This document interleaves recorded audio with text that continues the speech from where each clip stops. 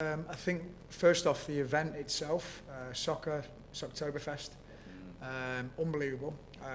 Everybody had told me about it, and the lead up to it and everything else was you're seeing everything, the tents going up and all of that. I don't think there was anything that could have prepared me for how great the event was. Massive crowd, a lot of alumni back. Just a great event, really social event to get people together and support Creighton soccer, and just overwhelmed with how much support we had from everybody, from administration to donors, to alumni, to people coming back. It was an amazing experience. And then obviously you get two great teams in to play against. St. Louis, a fantastic opponent, great game, so proud of the way we played, the way we competed, the way we were organised, the way we defended. And we're maybe a wee bit unfortunate not to take a result from that and get a win, but a draw was probably a fair result. Two very good teams, and a great event matched a great game as well. I'll start it off. Record-setting crowd. We broke the attendance record by nearly 1,300. Wow. And what did the crowd? How much energy? Oh my God, it's so, the energy that you feed off with the crowd, and that's why it was important we responded with a better game from after playing Nebraska. I think there was 2,500 people at the Nebraska game, and we let ourselves down a wee bit with that game, and then to get a big crowd out like that for our home game, it was one that we needed to do well so people can see that we're improving and getting better. And the crowd was awesome. They got behind the team. It was really nice to play in front of that many people. Supporting the team, and I think the players fed off it, the coaches fed off it, and the crowd got to see a really, really good game. So we needed to do that. When you have a crowd of that many people coming to watch, you need to have a good performance, and I'm hoping people can see that we're improving and getting better, and we're on our way up as a program. Not all 0-0 draws are created equal, right? Sometimes you can just sit in and get peppered and survive, but it seemed like you guys were willing to play and try to open yourselves up a little bit. Did that help you kind of grade out the performance a little bit more because it was more balanced and you guys were you were the aggressors, especially the last 30 minutes? Absolutely. We knew it was going to be a good team. This is a St. Louis team that are coming off of, Sweet 16 to Penn State, who were a very good team in a close game last year, and their reputation's good, and so we knew they were going to be a good team, but we wanted to come out and match what they were doing. We always seem to do well when we match up in formation with teams because there's a lot of 1v1s all over the field. There was moments in the game because they are a great program and they have had a ton of success, and they've won, I think, 6 straight conference championships now. So they're one of the best teams in the country. So we knew we were going to have some moments in that game where they were going to be on top, and when they were on top, we had to manage those moments successfully, which we did. And then I think as the game went on, I think we got stronger. I think if there was a team that was going to score the last 20 minutes, I thought it was us. We hit the bar, we had a couple of free kicks, we had a couple of, their keeper made a couple of good saves. So as the game went on, we just kept getting stronger and stronger, and you could see our confidence coming in. And now what we've got to make sure we do is don't get complacent going into the next one. Does the time off after a match of that quality help or hurt you?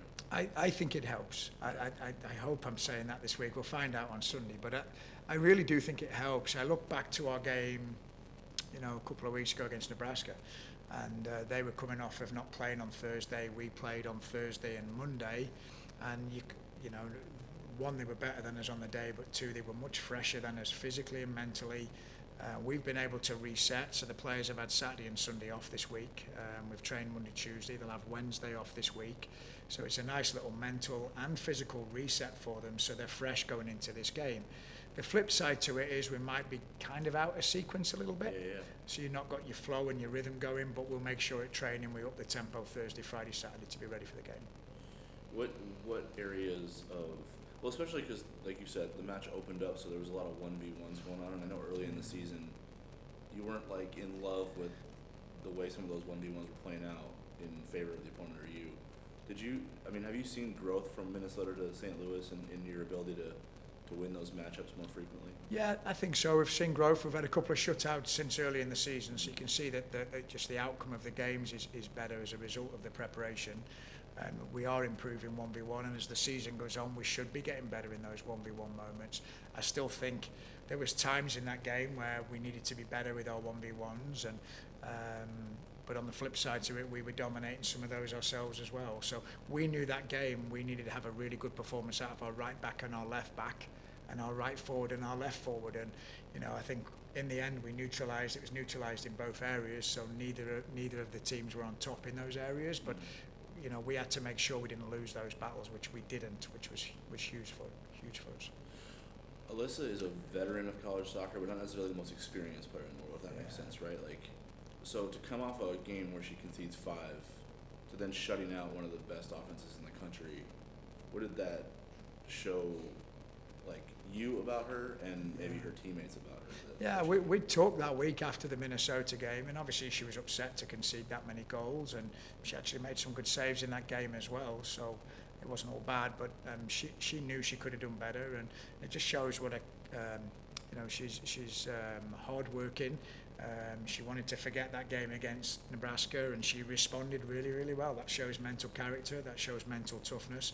Being able to respond from those moments, absolutely fantastic. And she's courageous, she's fearless, she's talented, she's dynamic, and she's a fantastic goalkeeper. And that's what top-level goalkeepers do.